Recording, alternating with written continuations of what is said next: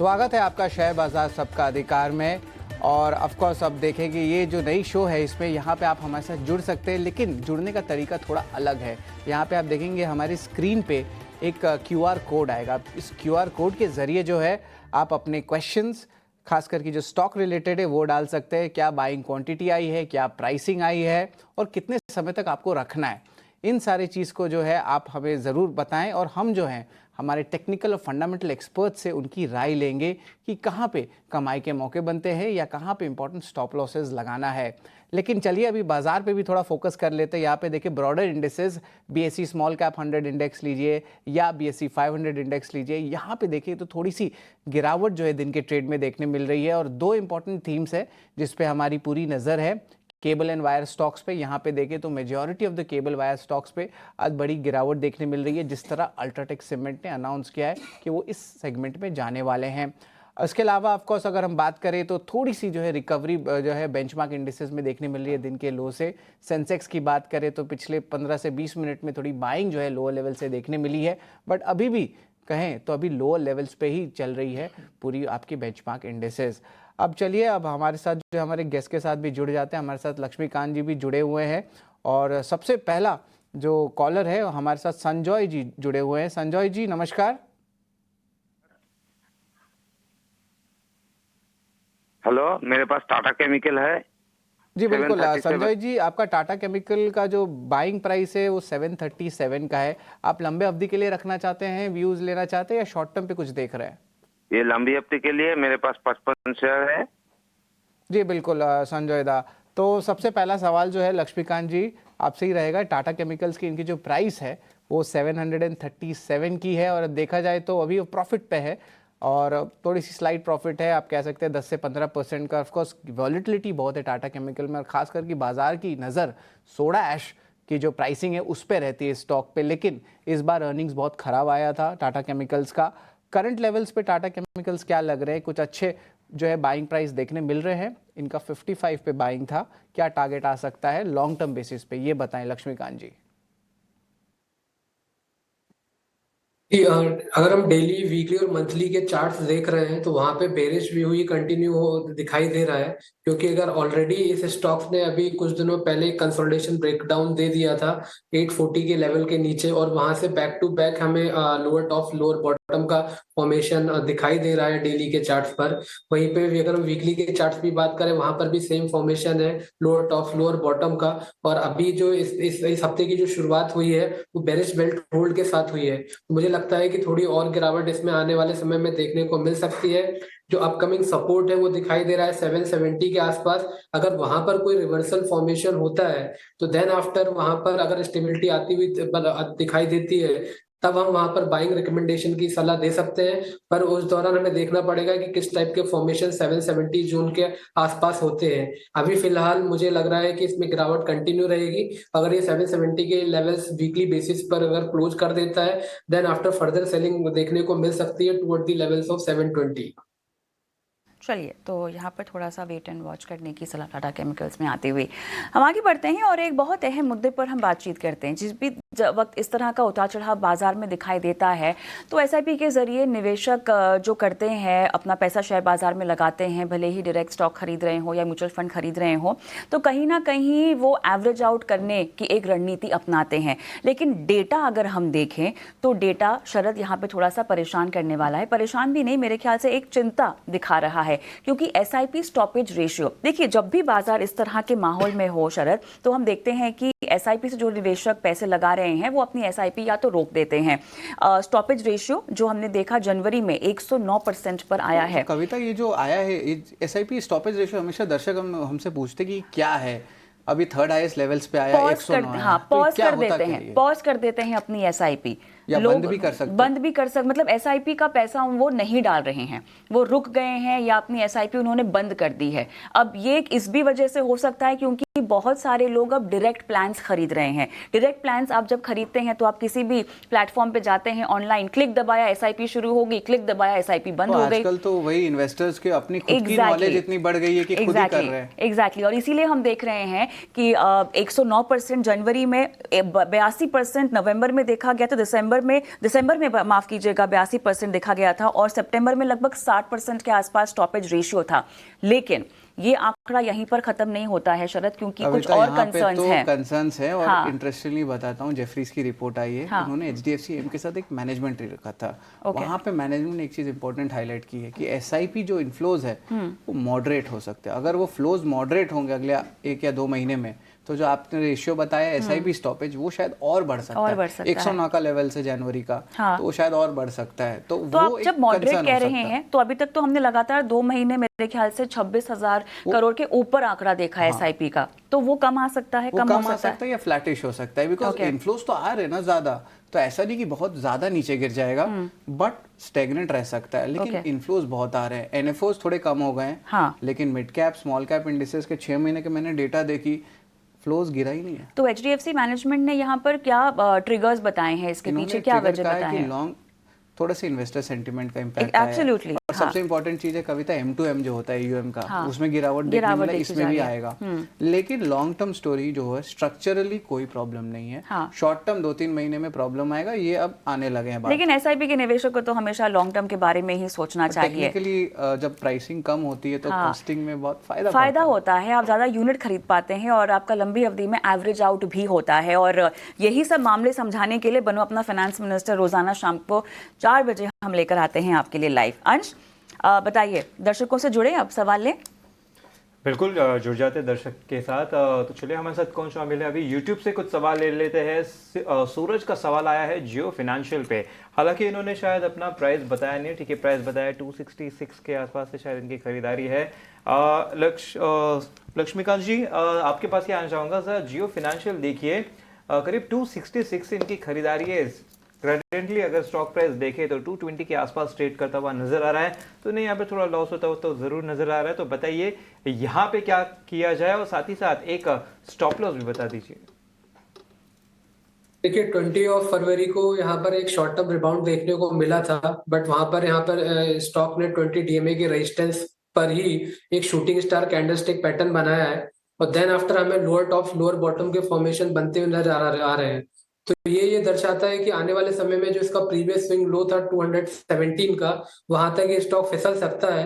अगर 217 के नीचे फिसलता है तो देन आफ्टर हमें 200 तक के भी लेवल्स दिखाई दे सकते हैं। तो ओवरऑल सेंटिमेंट जियो फाइनेंस में बेरिश ही रहेगा जब तक हमें एक डिसाइसिव ब्रेक थ्रू नहीं मिलता है 238 240 के ऊपर। एक बार ये 230 248 के ऊपर निकलेगा, देन आफ्टर यहाँ पर एक डबल बॉटम ब्रेकआउट का हम एक्सपेक्टेशन कर सकते हैं, और फिर वहां से फिर ये स्टॉक 265 से लेकर 270 के लेवल्स को टच कर सकता है।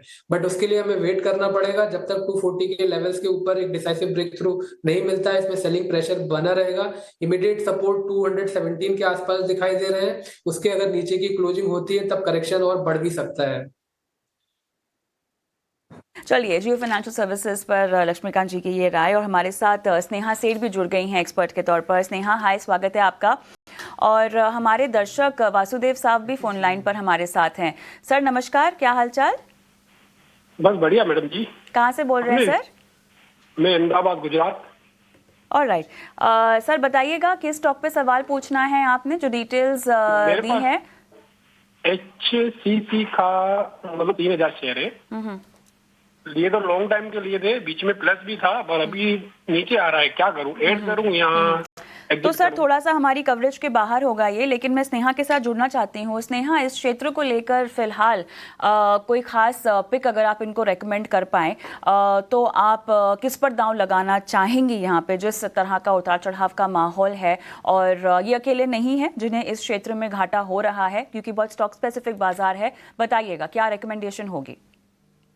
कविता, अगर आप देखिए ओवरऑल मार्केट में करेक्शन काफी ज्यादा है, और स्पेसिफिकली ये सेगमेंट से नहीं, बट अगर आप ये स्टॉक की ही बात करें तो अगर आप चार्ट स्ट्रक्चर भी देख रहे हैं तो आई वुड से करके कि मेरे ख्याल से 2021 के आसपास एक सपोर्ट जोन है।